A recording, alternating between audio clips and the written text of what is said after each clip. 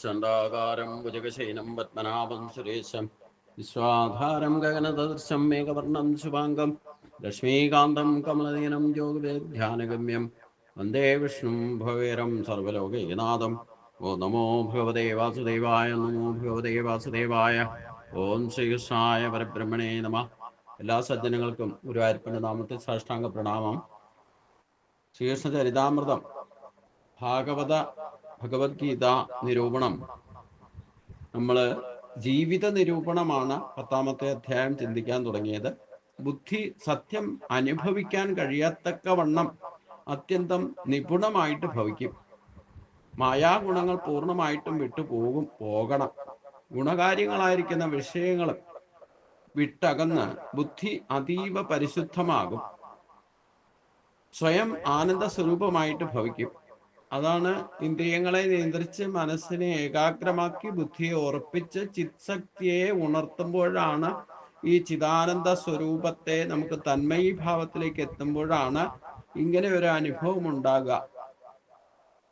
അദ്വൈത ശാന്തി അവശേഷിപ്പിച്ചുകൊണ്ട് ബാക്കിയെല്ലാം ജ്ഞാനാഗ്നിയും കെട്ടടങ്ങും. ഇക്കാര്യത്തിൽ ചിലർ സംശയിക്കുന്നുണ്ട്. സംശയാത്മാ വിനശതി എന്നും ഭഗവാൻ പറഞ്ഞിട്ടുണ്ട്. അതുകൊണ്ട് സംശയിച്ചുകൊണ്ട് എന്തന്വേഷിച്ചാലും അത് ഒരിക്കലും സാക്ഷാത്കരിക്കാൻ സാധ്യമാകില്ല. അതുകൊണ്ട് ഈ സംശയം, കർമ്മം ചെയ്യുന്നവരും അനുഭവിക്കുന്നവരും പലരല്ലേ. പല ലോകങ്ങളിൽ പല കാലഗതി അനുസരിച്ച് ജനിച്ചും മരിച്ചും അവർ തുടർന്ന് വർത്തിക്കുന്നതായിട്ട് വേദഭാഗങ്ങൾ വെളിപ്പെടുത്തുകയും ചെയ്യുന്നു.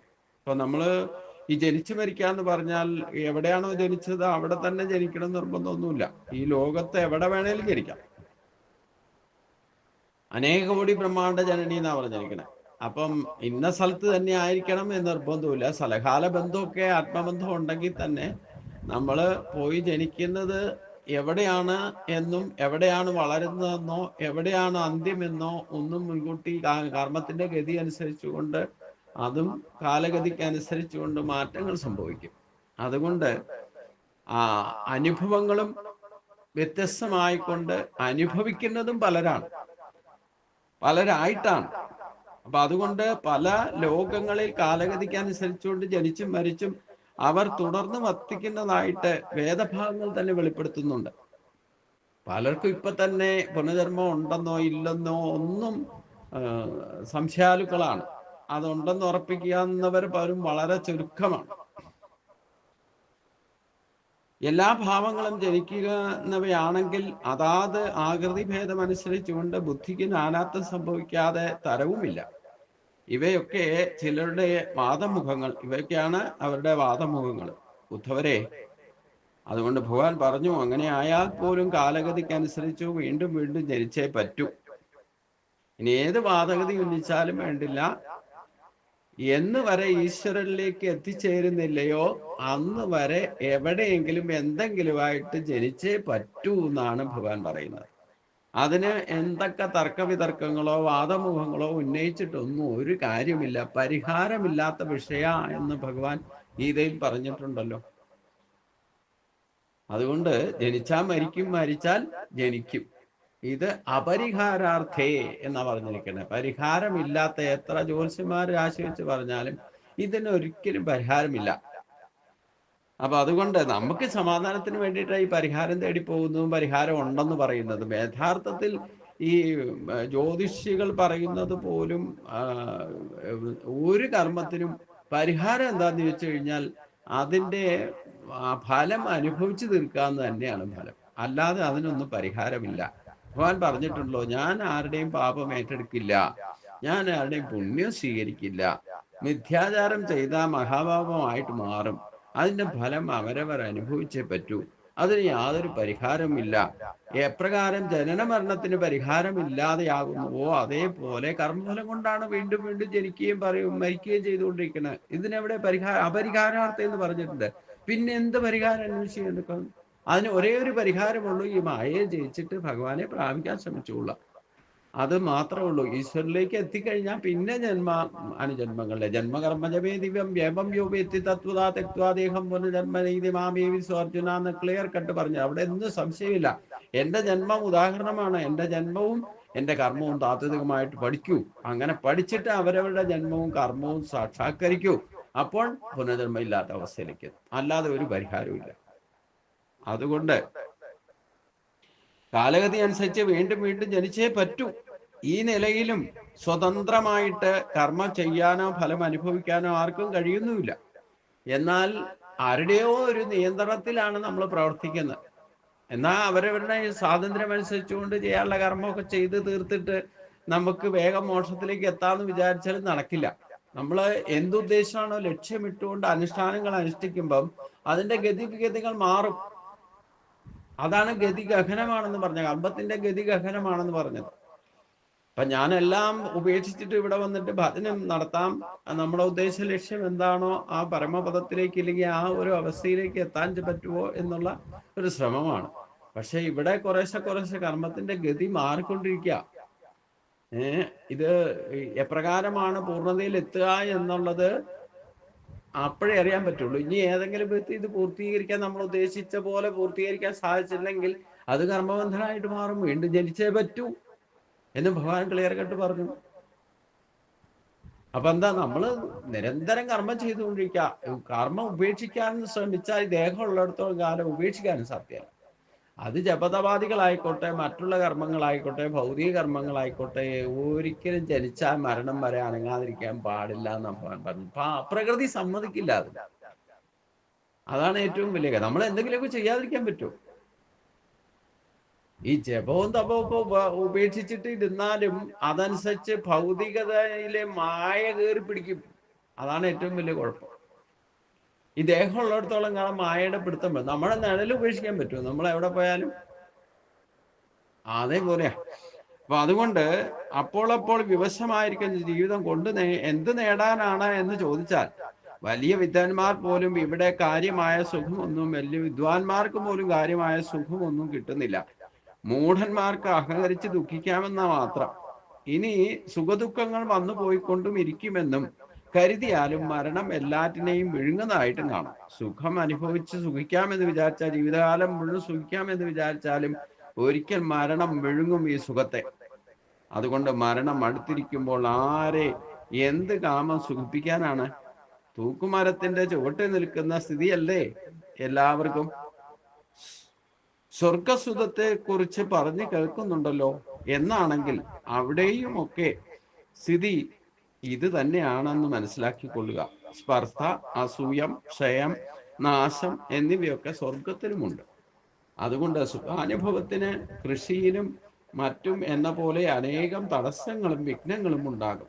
വിഘ്നങ്ങളൊന്നും ഇല്ലാതെ സ്വധർമ്മം അനുഷ്ഠിച്ചുകൊണ്ട് സുഖസ്ഥാനങ്ങളിൽ നേടി കൊടുക്കാമെന്നും കരുതിയാലും, അല്ലെ നേടിയെടുക്കാമെന്ന് കരുതിയാലും അതും വ്യർത്ഥമാണ്.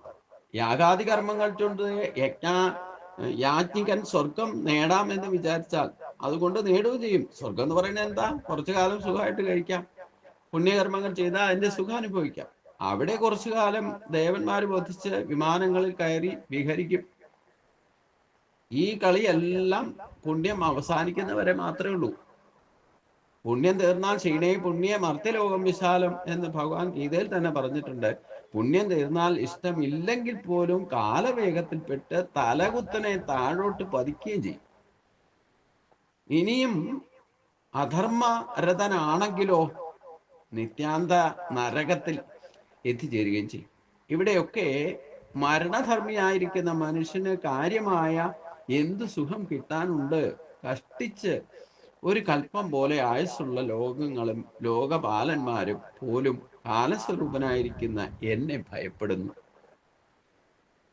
എന്നെ ഭയപ്പെടുന്നു പറഞ്ഞാൽ എന്തൊക്കെ സുഖം അനുഭവിച്ചാലും ഏതവസ്ഥയിലുള്ളവരും മരണത്തെ ഭയപ്പെടുന്നു. മരണവും മൃത്യുവും ഞാൻ തന്നെയാണെന്ന് ഭഗവാൻ പറഞ്ഞിട്ടുണ്ട്. അപ്പം ഈശ്വരനെ ഒരു വിധത്തിൽ അല്ലെങ്കിൽ മറ്റൊരു വിധത്തിൽ ഭയപ്പെട്ടുകൊണ്ട് ജീവിക്കുന്നു. എല്ലാ ജീവികൾക്കും ഒരേ ഒരു കോമൺ ആയിട്ടൊരു ഭയമുണ്ട്. അത് തൻ്റെ ജീവന് പോകുമോ എന്നുള്ള പേടി. ജീവൻ ഒരിക്കലും എങ്ങോട്ടും പോവില്ല. പക്ഷെ എന്നാലും ശരീരത്തെ ഡിപ്പെൻഡ് ചെയ്തുകൊണ്ട് ആശ്രയിച്ച് ജീവിക്കുന്നവർക്ക് ഈ ശരീരം നശിക്കുമോ, എപ്പോഴാ വീണു പോണേ എന്നുള്ള പേടിയുണ്ട്. അത് കാലസ്വരൂപനായിട്ടുള്ള ഭഗവാനെ തന്നെയാണ് യഥാർത്ഥത്തിൽ പേടി ഭയപ്പെടുന്നത്. അനേക കൽപ്പം ആയുസ്സുള്ള ബ്രഹ്മാവിനെ പോലും ഭയം വിട്ടുമാറുന്നില്ല. സത്വരജസ് തമസുകളാകുന്ന മായാഗുണങ്ങൾ കർമ്മത്തിന് കാരണമായി തീരുന്നു. ഗുണങ്ങൾ വീണ്ടും സദാ ഗുണങ്ങളെ സൃഷ്ടിച്ചുകൊണ്ടേയിരിക്കും. ഗുണബദ്ധനായിത്തീരുന്ന ജീവൻ കർമ്മഫലം അനുഭവിക്കാൻ ഇടവരികയും എത്ര കാലം ഗുണവൈഷമ്യം നിലനിർത്തുമോ അത്രയും കാലം ജീവന് നാനാത്വ ഭ്രമം തുടരുക തന്നെ ചെയ്യും. നാനാത്വ ഭ്രമം ഉള്ളിടത്തോളം ഈ പരതന്ത്ര അവസ്ഥ അനുഭവിക്കേണ്ടിയും വരും. പാരതന്ത്ര്യം ഈശ്വര ഭയത്തെ ഉളവാക്കുന്നതാണ്. ഈ ക്രമം തുടർന്നാൽ നിരന്തരം ദുഃഖത്തിൽപ്പെട്ട് മോഹിക്കാൻ ഇടവരികയും ചെയ്യും. മായാഗുണങ്ങളിൽപ്പെട്ടുഴലുന്നവർക്ക് എൻ്റെ അദ്വയബോധം രൂപം തെളിയുന്നതേ അല്ല. അവരെന്നെ കാലമായിട്ടും വേറെ ആത്മാവായിട്ടും വേദമായിട്ടും സ്വഭാവമായിട്ടും ലോകമായിട്ടും ധർമ്മമായിട്ടും ഒക്കെ ചിത്രീകരിക്കും. എന്തൊക്കെ അവനവന്റെ ഭാവനയിൽ തോന്നുന്നു എല്ലാം ഈശ്വരൻ എന്ന് വിചാരിച്ചാൽ പോലും അതിനെയൊക്കെ വ്യത്യസ്ത ഭാവത്തിൽ കണ്ടാൽ അദ്വൈത ബോധം മുളയ്ക്കുന്ന പ്രശ്നമേ ഇല്ല. അപ്പോ ഈ ജീവിത നിരൂപണം എന്ന് പറഞ്ഞാൽ നമ്മൾ ശരിക്കും എല്ലാവരും പൊതുവെ നോക്കിക്കഴിഞ്ഞാൽ സമാധാനവും ശാന്തിയും തേടിയാണ് ഈ ജനിക്കുമ്പോൾ മുതൽ കരച്ചിൽ തുടങ്ങിയത്. സുഖത്തിന് വേണ്ടിയിട്ടാണ് കരച്ചിൽ തുടങ്ങിയത്. ഫലത്തിൽ എന്താ? എല്ലാവരും ഫലത്തിൽ ആത്യന്തികമായിട്ട് കരഞ്ഞുകൊണ്ടേയിരിക്കുകയാണ്. അവസാനം ബാക്കിയുള്ളവരെ കരച്ചിട്ട് ഒരൊറ്റ പോക്കും പോകും. അപ്പം ഈ ജീവിതത്തെ യഥാർത്ഥത്തിൽ എന്താണ് ലാഭം? എന്താ കാരണം? ഇങ്ങനെ ഒരു ചിന്താഗതിയിൽ എല്ലാവരുടെയും ലക്ഷ്യം ഒന്നാണെങ്കിലും എല്ലാവരും ചെന്നെത്തുന്നത് ദുഃഖത്തിൽ തന്നെ, ഭയത്തിലാണ്. മരണഭയമില്ലാത്തവരാരുമില്ല. ദേഹബോധം ഉള്ളിടത്തോളം ഇത്. ദേഹബോധത്തെ വിട്ടിട്ട് ദേഹിബോധത്തിലേക്ക് ഉറച്ചാൽ മാത്രമേ ഈ ബന്ധനം അവസാനിക്കൂ. അതിനുള്ള ഒരു ഇൻസ്പിറേഷനാണ് ഭഗവാൻ നമുക്ക് നൽകുന്നത്. എന്ന് പറഞ്ഞാൽ നമ്മുടെ ജീവിതം ഒന്ന് നിരൂപിക്കണം. വിമർശന ബുദ്ധിയോടെ ആണെങ്കിലും ഇതുവരെ ധർമ്മത്തിന് ക്ഷതം വരാതെ നമ്മൾ എന്തൊക്കെ അനുഷ്ഠാനങ്ങൾ ചെയ്തു ശരീരം കൊണ്ടെന്ന് വിചാരിക്കുക. നമ്മൾ നല്ല മാർഗത്തിൽ പോകണമെങ്കിലും ചീത്ത മാർഗത്തിൽ പോകണമെങ്കിലും ന്യായമോ അന്യായമായിട്ട് പോകണമെങ്കിലും ഈ ശരീരം തന്നെയാണ് ഉപാധി. ശരീരമാധ്യം കലു ധർമ്മസാധനം എന്ന് ഉറച്ച് വിശ്വസിച്ചു കൊള്ളണം. നമ്മുടെ കയ്യിലിരിക്കുന്ന ശരീരം നമ്മുടെ സ്വന്തമല്ല, അത് സൂക്ഷിക്കാൻ തന്നേക്കുന്നതാണ്. ആ ശരീരം കൊണ്ട് പ്രയോജനപ്പെടുത്തേണ്ടത് ഈശ്വര സാക്ഷാത്കാരമാണ്. അതല്ലാതെ എന്ത് ചെയ്താലും ഈ ജീവിതം കൊണ്ട് ഒരു ലാഭവുമില്ല. ഒരു ലാഭമുണ്ട്, എന്തൊക്കെയും ചെയ്തിട്ട് ബാക്കി വന്നാൽ അത് അനുഭവിച്ച് തീർന്ന് സംതൃപ്തി വന്നിട്ടില്ലെങ്കിൽ അനുഭവിക്കാൻ വേണ്ടിയിട്ട് വീണ്ടും ഇതുപോലെ ശരീരം കിട്ടും എന്ന് വരെ ഈ നെട്ടോട്ടം അവസാനിക്കുന്നില്ലയോ, ആഗ്രഹങ്ങൾ അവസാനിക്കുന്നില്ലയോ അന്ന് വരെ ഭഗവാന്റെ കൃപ കൊണ്ട് ശരീരം ഇങ്ങനെ കിട്ടിക്കൊണ്ടിരിക്കും നമ്മൾ ഇച്ഛിക്കുന്ന വിധത്തിൽ. അത് ഇതേ പ്രോസസ്സിൽ തന്നെ നശിക്കുകയും ചെയ്യും, വീണ്ടും ജനിക്കും. ഈ പ്രോസസ്സ് നടന്നുകൊണ്ടിരിക്കും. ഇത്രയൊക്കെ കേട്ട് കഴിഞ്ഞതോടെ ഉദ്ധവർ ചില സംശയങ്ങൾ ഭഗവാനോട് ചോദിച്ചു. ബോധരൂപനായിരിക്കുന്ന ആത്മാവ് ഗുണങ്ങളുമായിട്ട് ഇടകലർന്ന ദേഹങ്ങളിൽ വർത്തിക്കുമ്പോൾ, ബോധരൂപമായിരിക്കുന്ന ആത്മാവ് ഗുണങ്ങളോട് ചേർന്ന് ഇടകലർന്ന ദേഹങ്ങളിൽ എല്ലാം വർത്തിക്കുമ്പോൾ ഗുണങ്ങളാൽ ബദ്ധനാകുന്നുണ്ടോ? അതോ ഗുണബദ്ധനാകാതെ സ്വതന്ത്രനായിട്ട് വർത്തിക്കുകയാണോ? ഇനിയും ആത്മസ്വാതന്ത്ര്യം അനുഭവിക്കുന്ന ഒരു മുക്തൻ ലോകകാര്യങ്ങൾ എങ്ങനെയാണ് നിർവഹിക്കുക? അദ്ദേഹത്തെ ഏതെല്ലാം ലക്ഷണങ്ങൾ കൊണ്ട് അറിയാൻ പറ്റും? അദ്ദേഹം ഭക്ഷണം കഴിക്കുന്നതും ഇല്ലെങ്കിൽ മലമൂത്രാദി വിസർജനം നടത്തുന്നതും കിടക്കുന്നതും ഇരിക്കുന്നതും നടക്കുന്നതും നിത്യബുദ്ധനും നിത്യമുക്തനും എന്ന പോലെയാണല്ലോ എന്നാണ് മനസ്സിലാക്കേണ്ടത്. അപ്രകാരം ജീവിക്കുന്നത് എന്ന് എനിക്ക് ഭ്രമം തോന്നുന്നു. അല്ലയോ അച്യുത, എങ്ങനെയാണ് അവർ ഇങ്ങനെ പ്രകാരം ജീവിക്കുന്നത് എന്ന് ഭ്രമം തോന്നുന്നു. അങ്ങല്ലാതെ ഈ സംശയം തീർത്തു തരാൻ മറ്റാരുമില്ല. അപ്പൊ എങ്ങനെയാണ് ഈ ഗുണങ്ങളുള്ളിടത്തോളം കാലം ഈ സ്വാതന്ത്ര്യത, നമുക്ക് സ്വതന്ത്രമുണ്ടെന്ന് പറഞ്ഞാലും സ്വാതന്ത്ര്യം ഇല്ലാതെ ഗുണത്രയങ്ങൾ, അതായത് പ്രകൃതി ഗുണങ്ങളെ കൊണ്ട് തന്നെ നമ്മൾ എന്തെങ്കിലുമൊക്കെ ചെയ്തുകൊണ്ടേയിരിക്കും. അപ്പൊ ആ ചെയ്യുന്ന കർമ്മങ്ങള് ലക്ഷണെ കൊണ്ട് എങ്ങനെയാണ് തിരിച്ചറിയുക? ആരാണ് ഇപ്രകാരം ഈ ലക്ഷണമൊത്ത ജീവൻ മുക്ത ഭാവത്തിൽ വർത്തിക്കുന്ന ആൾക്കാരുണ്ടെന്ന് അങ്ങ് പറഞ്ഞു. അങ്ങനെയുണ്ടെങ്കിൽ അവരെ എങ്ങനെ തിരിച്ചറിയും? അദ്ദേഹം ഭക്ഷണം കഴിക്കുന്നതും നടക്കുന്നതും സഞ്ചരിക്കുന്നതും ബാക്കിയുള്ളവർ ചെയ്യുന്ന എല്ലാ ക്രിയകളും ചെയ്യുന്നത് എപ്രകാരമാണ് ചെയ്യുന്നത് എന്ന് അറിയുമ്പോൾ തന്നെ, ഇല്ലെങ്കിൽ അതിൽ പോലും എനിക്ക് ഭ്രമം തോന്നുന്നു എന്നാണ് ഉദ്ധവർ പറയുന്നത്.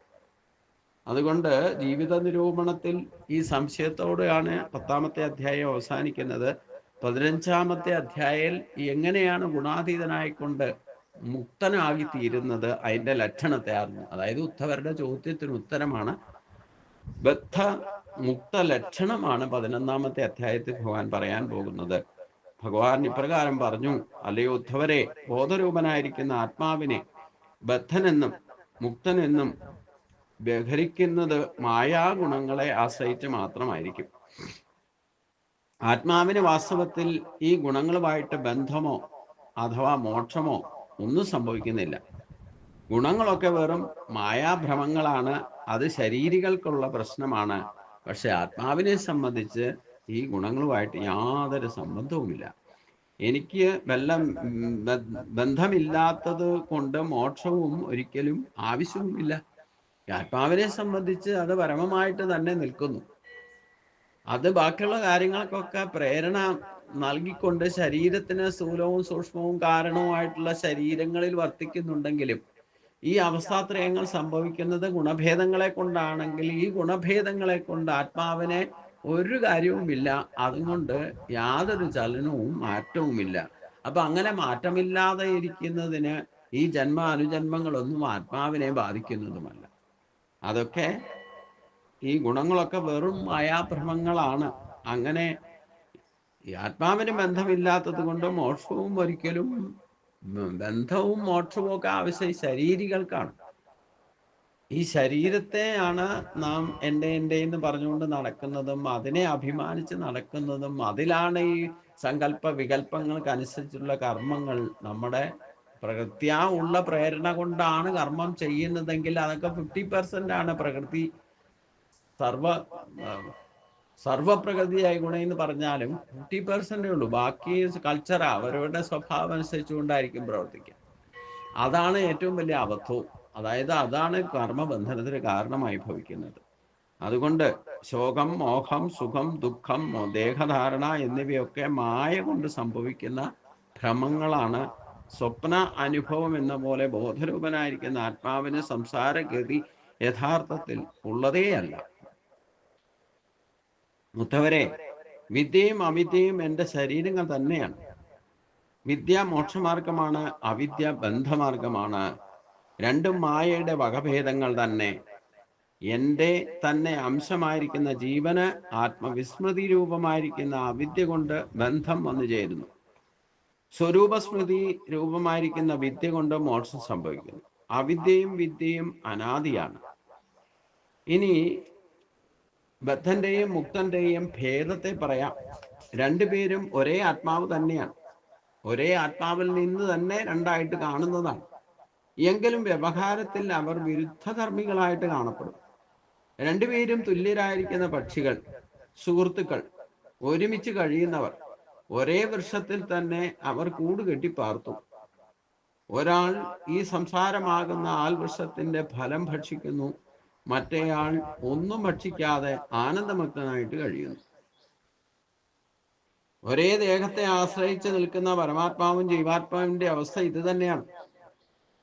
രണ്ടുപേരുടെയും സ്വരൂപം ശുദ്ധബോധം തന്നെയാണ്. പക്ഷേ ജീവാത്മാവ് സ്വരൂപം മറന്ന് ജഡദേഹത്തിൽ താനെന്ന അഭിമാനിച്ച് ഭ്രമിച്ച് ജീവിക്കുന്നു, സംസാര ദുഃഖം അനുഭവിക്കുകയും ചെയ്യുന്നു. അതാണ് ബന്ധം എന്ന് പറയുന്നത്. ഇനി സ്വരൂപം അറിഞ്ഞ പരമാത്മാവായി മാറുന്നതോടെ ദേഹം ബോധത്തെയും ജഡത്തെയും വേർതിരിച്ചറിയുന്ന ജ്ഞാനി സംസാരമാകുന്ന ആൽവൃക്ഷത്തിന്റെ ഫലം ഭക്ഷിക്കുന്നുമില്ല. സ്വരൂപമായിരിക്കുന്ന ആനന്ദബോധത്തെ ഓർമ്മിച്ചറിയുന്നതാണ് വിദ്യ. വിദ്യയെ ആശ്രയിക്കുന്നവർ നിത്യമുക്തനായിട്ട് ഭവിക്കും. ജ്ഞാനി ദേഹത്തിലിരിക്കുമ്പോഴും ദേഹത്തിലിരിക്കുന്നില്ല. അദ്ദേഹം സ്വപ്നത്തിൽ നിന്നു ഉണർന്നവനെ പോലെയാണ്. ദേഹത്തിലിരിക്കുന്നവനെങ്കിൽ പോലും ദേഹത്തിലിരിക്കുന്നവനാണ് അജ്ഞാനി. ദേഹത്തിലിരിക്കുന്നവനാണെങ്കിൽ അവനെങ്കിൽ പോലും ദേഹത്തിലിരിക്കുന്നവനാണ് അജ്ഞാനി. സ്വപ്നം കാണുന്നവനെ പോലെ ഇന്ദ്രിയ വിഷയങ്ങൾ വർത്തിക്കുമ്പോഴും മായാഗുണങ്ങൾ പ്രതികർമ്മങ്ങൾക്ക് ഏർപ്പെടുമ്പോഴും ആത്മ അനുഭവമുള്ള ജ്ഞാനി ഞാനെന്ന ഭാവം അംഗീകരിച്ച് അവയോട് പറ്റിച്ചേരില്ല. ഒട്ടലില്ലാതെ വികാരപ്പെടാതെ ആനന്ദരൂപിയായിരിക്കുന്ന ആ അവസ്ഥയെ മനസ്സിലാക്കി കഴിയുന്നവനായിരിക്കും. മായയുടെ കർമ്മഗതി അനുസരിച്ചുകൊണ്ട് രൂപം കൊണ്ടതാണ് ഈ ജഡദേഹം. മായാഗുണങ്ങളാണ് ഇതിനെ പ്രവർത്തിപ്പിക്കുന്നത്. അതായത് സത്വരജ തമോ ഗുണങ്ങളാണ്. ഇക്കാര്യങ്ങൾ അറിയാതെ അജ്ഞാനി ഞാൻ എന്ന് അഹങ്കരിച്ച് എൻ്റെ എന്ന കർത്തൃത്വ ഭാവത്തോടുകൂടി ഈ കർമ്മങ്ങളെല്ലാം സദാ പ്രവർത്തിച്ചുകൊണ്ടിരിക്കും. എന്നിരുന്നാലും ഞാൻ എന്ന ഭാവത്തെ അംഗീകരിച്ച് അവയുമായിട്ട് ബന്ധിക്കാതെ നിൽക്കുന്ന ജ്ഞാനിയാണ് യഥാർത്ഥത്തിൽ മോക്ഷത്തിന് അർഹനായി തീരുക. അദ്ദേഹം പ്രകൃതിയിൽ വർത്തിക്കുമ്പോഴും അതുമായിട്ട് കൂട്ടിച്ചേരുന്നില്ല, അഥവാ സംഘദോഷമോ സമ്പർക്കദോഷമോ ഉണ്ടാകുന്നില്ല. ആകാശം, സൂര്യൻ, വായു എന്നിവയെ പോലെ നിത്യമുക്തനായിട്ട് വർത്തിക്കും. ആകാശം, വായു യാതൊരുമായിട്ട് ഒട്ടലില്ലാതെ തൻ്റെതായ കർമ്മങ്ങൾ ചെയ്തുകൊണ്ടേയിരിക്കും. അതാണ് ഗീതയിൽ 15-ാം അധ്യായത്തില് ഭഗവാൻ പറയുന്നത്: നിർമ്മാനമോഹാദിതസംഗദോഷ അധ്യാത്മനിത്യ വിനിവർത്തകാമക ദ്വന്ദ്വൈർമുക്ത സുഖദുഃഖ സഞ്ചയ ഗച്ഛന്തി മൂഢ പദം അവ്യയം തത്. ഇതാണ് ജീവൻ മുക്തഭാവം. വികാരവിചാരങ്ങളെ ഒക്കെ അടക്കി തന്നിൽ താനായിട്ട് ആനന്ദരൂപനായിട്ടിരിക്കുന്ന അവസ്ഥ നമുക്ക് എപ്പോൾ കൈവരുന്നോ അവൻ ജീവൻമുക്തനാണ്. ശരീരത്തോടു കൂടി ഇരിക്കുമ്പോൾ തന്നെ ഈ അവസ്ഥ അനുഭവിച്ചറിഞ്ഞ് നിസ്സംഗനായിക്കൊണ്ട് ജീവിതം നയിച്ച് അവൻ ശരീരം ത്യജിച്ചാലും ആ പരമമായ തത്വത്തിലേക്ക് തന്നെ ആയിരിക്കും ചെന്ന് ചേരുക എന്നർത്ഥം. അതുകൊണ്ട് നിസ്സംഗ അഭ്യാസം കൊണ്ട് തന്നെ വേണം ഈ നിസ്സംഗ അവസ്ഥയെ അഭ്യാസം കൊണ്ട് മൂർച്ചയേറിയ ബോധജടങ്ങളെ വ്യക്തമായിട്ട് വേർതിരിച്ച് കാണുന്ന ജ്ഞാനി ദൃഷ്ടിയിലെ സംശയമെല്ലാം അസ്തമിച്ച് ജ്ഞാനി സ്വപ്നത്തിൽ നിന്ന് ഉണർന്നവനെ പോലെ പലതും ഉണ്ടെന്ന് തോന്നിപ്പിക്കുന്ന ഭ്രമദർശനത്തിൽ നിന്ന് എന്നേക്കുമായിട്ട് പിന്മാറും. എല്ലാവരുടെ കൂടെ സാധാരണ പോലെ ജീവിതം നയിച്ചാലും ഈ ഒരവസ്ഥയിൽ ജീവൻ മുക്തഭാവത്തിൽ എത്തുന്നവർക്കാണ് എൻ്റെ കാഴ്ചപ്പാടിലുള്ള അനായാസന ജീവിതം. സ്വയം ബുദ്ധിമുട്ടാതെ, മറ്റൊരാളെ ബുദ്ധിമുട്ടിക്കാതെ എല്ലാവരെയും ഉൾക്കൊണ്ടുകൊണ്ട് അതിനിടയിൽ ജീവിക്കുന്ന ആനന്ദ പ്രസന്നചിത്തനായിക്കൊണ്ട് ജീവിതം അനായാസന സ്വയം ബുദ്ധിമുട്ടാതെ, മറ്റൊരാളെ ബുദ്ധിമുട്ടിക്കാതെ അനായാസമായിട്ട് തൻ്റെ ശരീരം ഉള്ളിടത്തോളം കാലം ജീവിക്കുന്നവനാണ് യഥാർത്ഥത്തിൽ ജീവൻ മുക്തൻ എന്ന് പറയുന്നത്. അത് നമുക്ക് സാധിക്കട്ടെ എന്ന് പ്രാർത്ഥിച്ചുകൊണ്ട് ഈ നാനാത്വ ഭാവത്തിൽ നിന്നും ഏകഭാവത്തിലേക്ക് എപ്പോൾ നമ്മൾ കടക്കുന്നു അപ്പോൾ അത് മോക്ഷമാർഗം തെളിയും. നാനാത്വത്തിൽ വർത്തിച്ചാൽ അത് ബന്ധമാർഗമാണ് എന്നും അറിയുക. ഇതിൻ്റെ അടുത്ത ഭാഗം നമുക്ക് അടുത്ത ദിവസം ചിന്തിക്കാം. എല്ലാവർക്കും നമസ്കാരം. ഓം സ്വസ്തി പ്രജാഭ്യാം പരിപാലയന്താം ന്യായേന മാർഗേണ മഹീം മഹീഷാ ഗോബ്രാഹ്മണേഭ്യഃ ശുഭമസ്തു നിത്യം. ലോകാ സമസ്താ സുഖിനോ ഭവന്തു. ലോകാ സമസ്താ സുഖിനോ ഭവന്തു. ഓം ശാന്തി ശാന്തി ശാന്തി.